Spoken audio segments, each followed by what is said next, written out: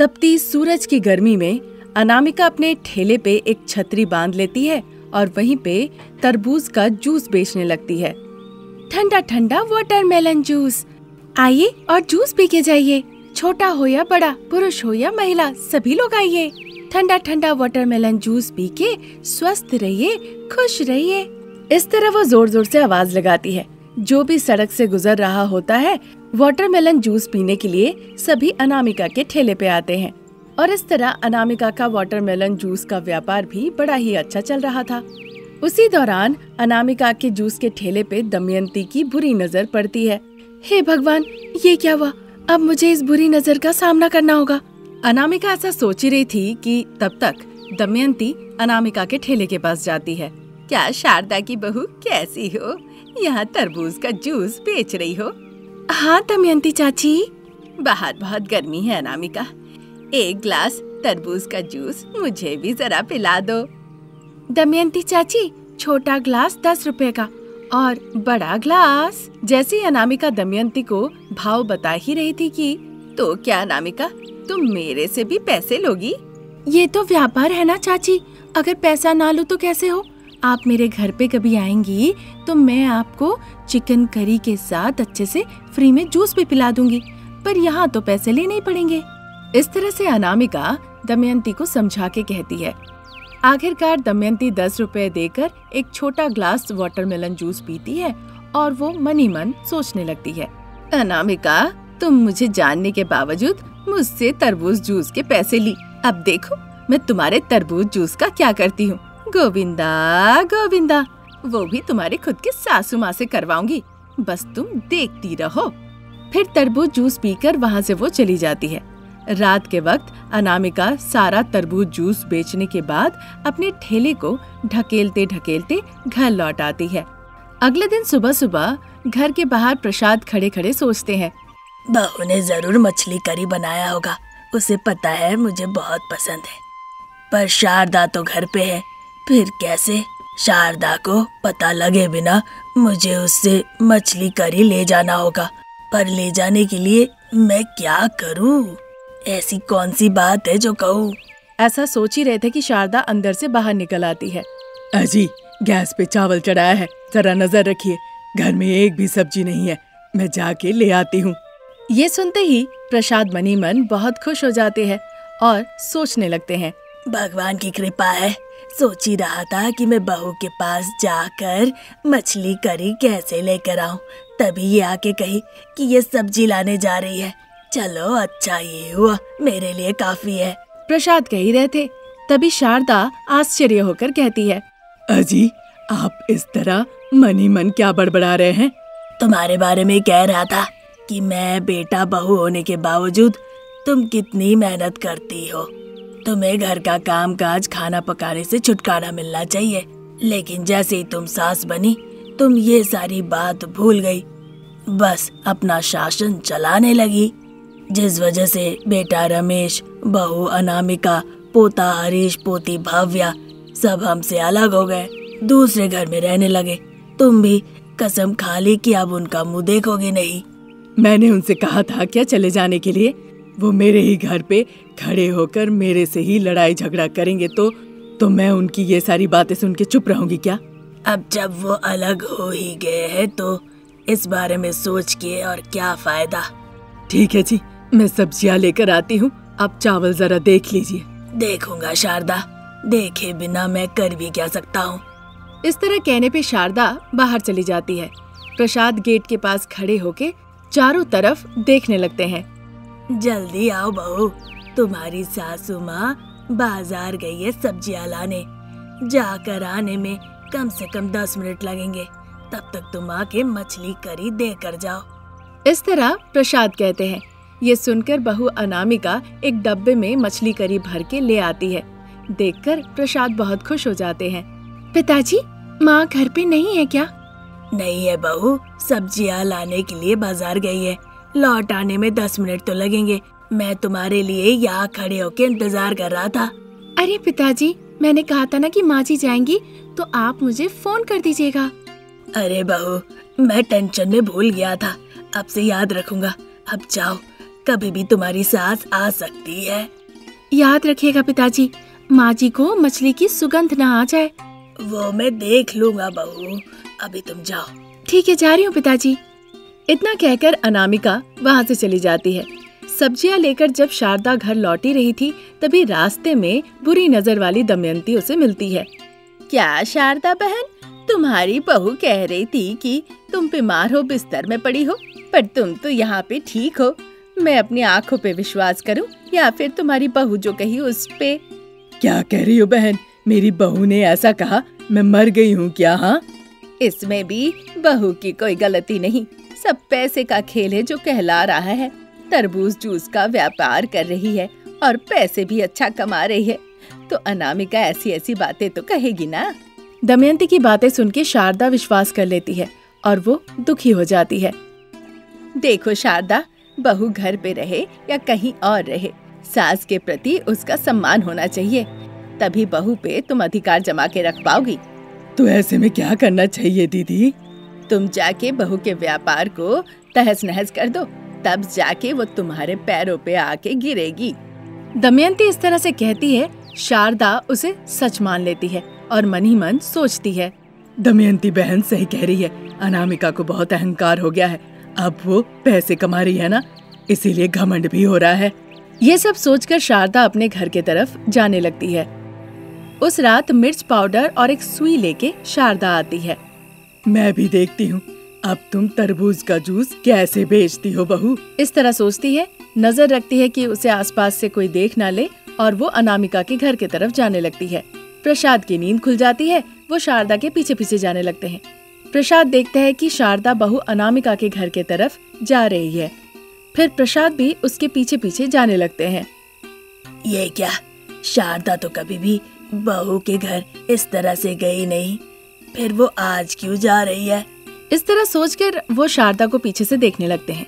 देखते हैं शारदा तरबूज के ठेले के पास जाती है। देर ना किए हुए वो एक इंजेक्शन से मिर्च पाउडर तरबूज के अंदर डाल देती है। ये देखकर, हे भगवान शारदा, अभी भी तुम्हारे मन में बहू के लिए नफरत है, अभी भी तुम गलत ही सोचती हो। अब देखो कैसे मैं तुम्हें सबक सिखाता हूँ।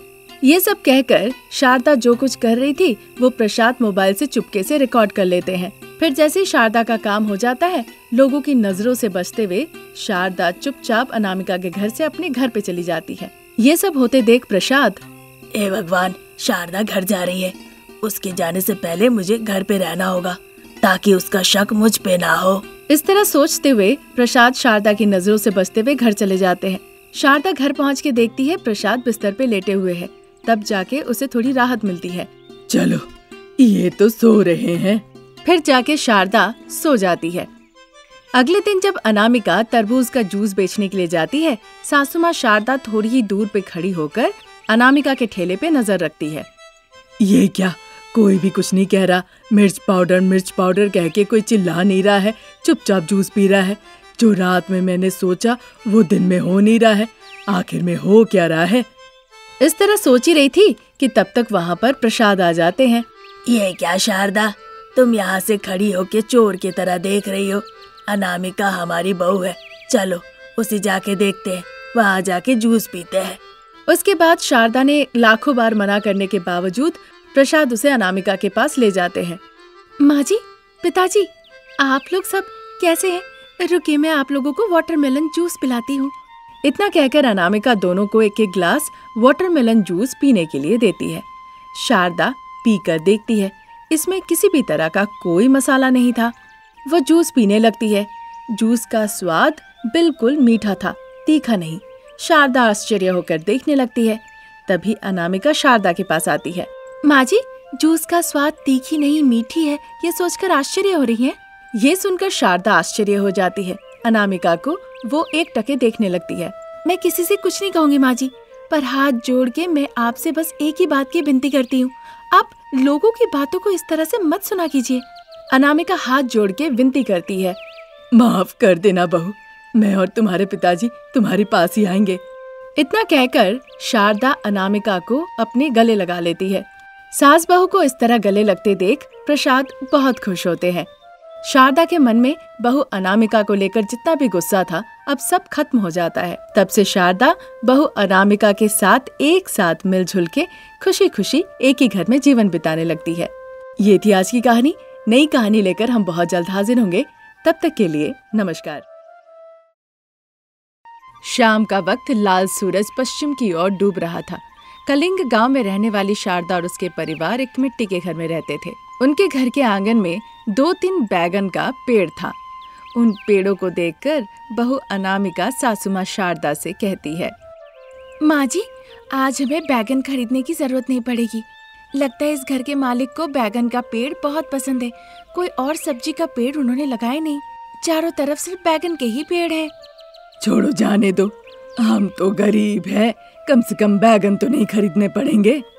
हाँ माँ जी, पर इसके साथ साथ हम और भी तो सब्जियों के पेड़ उगा सकते हैं ना, फिर हमें सब्जियाँ खरीदने की जरूरत ही नहीं पड़ेगी। एक बार आप सोच कर देखिए सब्जी उगाने की बात। बहू, कुछ तुम करो, बच्चे तो भूखे होंगे। हम भूख बर्दाश्त कर सकते हैं, पर बच्चे कैसे करेंगे? करती हूँ माँ जी, पिताजी और वो लकड़ियाँ लाने के लिए गए हुए हैं। जैसे वो लौट कर आते मैं खाना पकाना शुरू करूँगी। अनामिका और शारदा बातचीत कर ही रहे थे, तभी बच्चे हरीश और भव्या वहाँ पर आते हैं। माँ, मुझे बहुत भूख लगी है, खाने के लिए कुछ दो ना। माँ, मुझे भी बहुत भूख लगी है। भैया तो मुझसे बड़ा है, इसलिए पहले मुझे दो, भैया को उसके बाद देना। इस तरह कहने पर शारदा बच्चों को अपने पास बुलाती है। बच्चे चलो घर के अंदर, जब तक खाना पकता है तब तक मैं तुम्हें एक अच्छी कहानी सुनाती हूँ। वो बच्चों को साथ लेकर घर के अंदर चली जाती है। जमीन पे मैट बिछा के सभी लोग बैठ जाते हैं। तब तक रमेश और प्रसाद जलाव की लकड़ी लेकर घर लौट आते हैं। अनामिका, ये लो लकड़ियाँ, अब जल्दी से चावल सब्जी बना दो। अजी, मैं सिर्फ चावल बना देती हूँ, घर में कोई भी सब्जी नहीं है। अंधेरा भी हो चुका है, पता नहीं अब कोई दुकान खुला रहेगा भी या नहीं, इसलिए अचार और नमक मिर्चा से आज खाना खा लेते हैं। वो तो ठीक है बहू, लेकिन बच्चे कैसे खाएंगे? बच्चों को मैं थोड़ा कम अचार डाल के अच्छे से खाना खिला दूंगी पिताजी। उसकी ये बात सुनकर प्रसाद और रमेश बिल्कुल चुप हो जाते हैं और दोनों घर के अंदर चले जाते हैं। अनामिका खाना पकाने लगती है।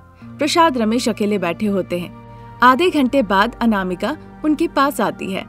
माँ जी, पिताजी, बच्चे, खाना बिल्कुल तैयार है, चलिए बैठ के खा लीजिए। फिर सभी लोग घर के अंदर जाके खाना खाने के लिए बैठ जाते हैं। अनामिका चावल का पतीला, साथ ही अचार, नमक मिर्च और पानी लाके उनके सामने रख देती है। बहू, तुमने सब्जी नहीं बनाई?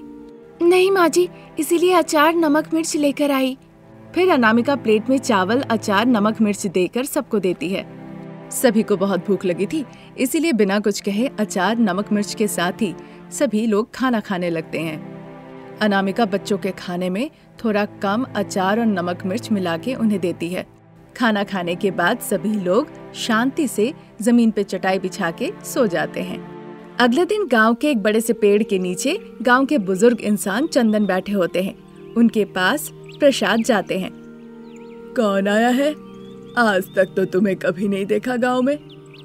बाबू, हम दूसरे गांव से यहाँ आए हैं, कोई काम है तो दीजिए, पुण्य मिलेगा। कह रहे हो दूसरे गांव से आए हो और तुम्हें काम चाहिए, मैं तुम पे कैसे भरोसा करके नया काम दिला दूं? हाँ, अरे बाबू, क्या मुझे देख के चोर जैसा लग रहा है क्या? इसीलिए मुझे तुम्हें काम देने के लिए झिझक हो रही है। बाबू, हम कभी बहुत अच्छे से रहा करते थे, लेकिन मेरी बुरी किस्मत की हमें उठ के यहाँ आना पड़ा, इसलिए आप जैसे बुजुर्ग के सामने हाथ फैला रहे हैं। कहते हुए प्रसाद की आंखें गीली हो जाती है। चाहे कितना भी रो लो, मुझे दया नहीं आने वाली है। जैसे आए थे वैसे ही जाओ, यहाँ कोई काम नहीं है। इस तरह कहने पर प्रसाद और रमेश दोनों वहाँ से चले जाते हैं। उधर शारदा और अनामिका खेत के बगल से दोनों चलते हुए जा रही होती है। माँ जी, हम भी तो यहाँ मजदूरी के लिए आए हैं, लेकिन मजदूरी कैसे मिलेगा?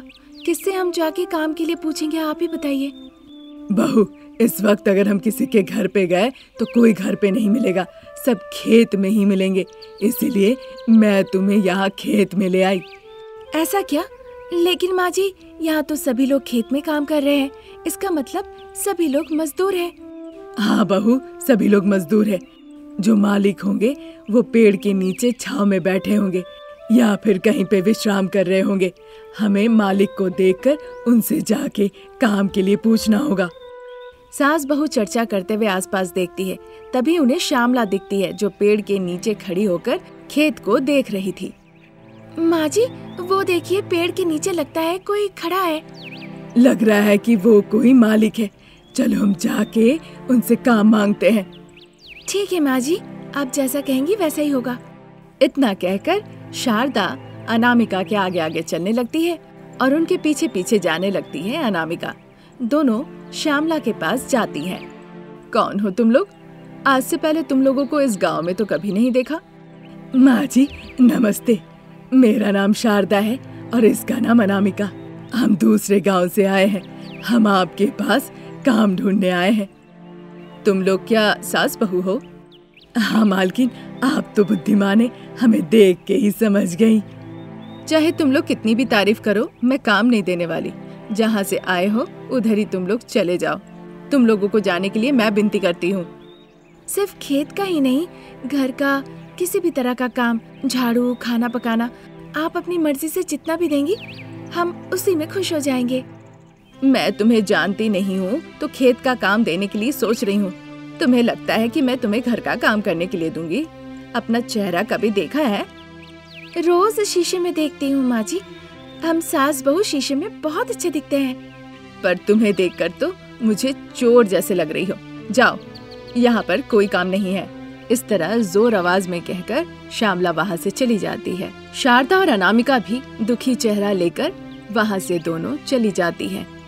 इस तरह दिन निकल रहे थे, पर ना बाप बेटे पे किसी ने भरोसा किया और ना सास बहू पे भरोसा करके किसी ने उन्हें काम दिया।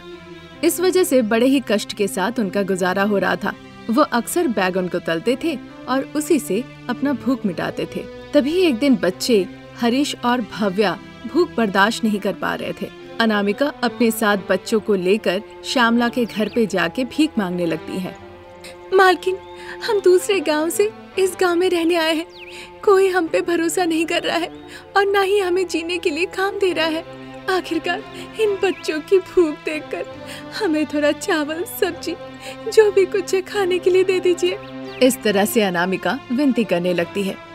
उनकी आवाज सुन के श्यामला घर से बाहर निकल आती है। वो बच्चों को भूखी देखती है। जल्दी से जाके चावल, सब्जी लाकर उन्हें खाने के लिए देती है। साथ ही कुछ राशन का सामान भी देती है। देखो, जब तक तुम्हें कुछ काम नहीं मिलता इसी से गुजारा चलाओ। अब जाओ। ये सुनकर अनामिका बहुत खुश हो जाती है और हाथ जोड़ के नमस्ते कहकर वहाँ से चली जाती है। वो चावल की बोरी ले जाकर घर पे चावल पकाती है और साथ ही बैगन की सब्जी। सभी लोग पेट भर के खाना खाते हैं। माँ जी, हम पे किसी ने दया करके काम नहीं दिया, पर श्यामला मालकिन ने हम पर दया की और चावल दी हमें। पर ये तो बस कुछ ही दिन चलेगा बहू। इसीलिए सोच रही हूँ माँ जी, बैगन का पकोड़ा बना के मैं बेचूंगी। करो बहू, अच्छा रहेगा। शारदा भी इस बात पर मंजूरी दे देती है। उस शाम से ही अनामिका बैगन पकोड़े का ठेला लगाकर बेचने लगती है। जो लोग वहाँ से गुजर रहे थे, पकौड़ी की सुगंध मिलते ही एक के बाद एक अनामिका के ठेले के पास आकर वो पकौड़ियाँ खाने लगते हैं। कुछ लोग तो अपने साथ लेके भी जाते हैं।